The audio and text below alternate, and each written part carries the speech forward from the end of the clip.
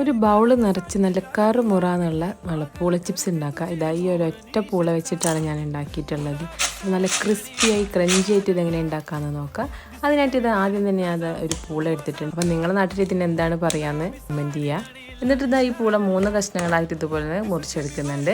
ഇനി ഇതിൻ്റെ തൊലിയൊക്കെ നന്നായിട്ട് നടത്തിയെടുത്തതിന് ശേഷം നന്നായിട്ടൊന്ന് കഴുകിയെടുക്കുക. എന്നിട്ട് ഇതിൻ്റെ മേലുള്ള വെള്ളമൊക്കെ നന്നായിട്ട് ഒരു കോട്ടൺ തുണി വെച്ചിട്ട് തുടച്ചെടുക്കുക. പിന്നെ ഇതാ ഞാൻ ഇതുപോലെ ഒരു സ്ലൈസർ എടുത്തിട്ടുണ്ട്. അതായത് ചെറിയ ബ്ലേഡ് ഇതുപോലെ ഇട്ട് കൊടുക്കുന്നുണ്ട്. എന്നിട്ട് ഇതാ നമ്മുടെ പൂള അതുപോലെ നന്നായിട്ടൊന്ന് ചെറിയ ചെറിയ കഷ്ണങ്ങളാക്കിയിട്ട് സ്ലൈസ് ചെയ്തെടുക്കുക. അപ്പോൾ അത് ഒരൊറ്റ പൂള വെച്ചിട്ട് നമുക്ക് ഇത്രയധികം സ്ലൈസ് ചെയ്തിട്ട് കിട്ടിയിട്ടുണ്ട്. ഇനി നമുക്ക് നല്ല ചൂടായ എണ്ണയിലിട്ടിട്ട് നന്നായിട്ടൊന്ന് ഫ്രൈ ചെയ്തെടുക്കുക.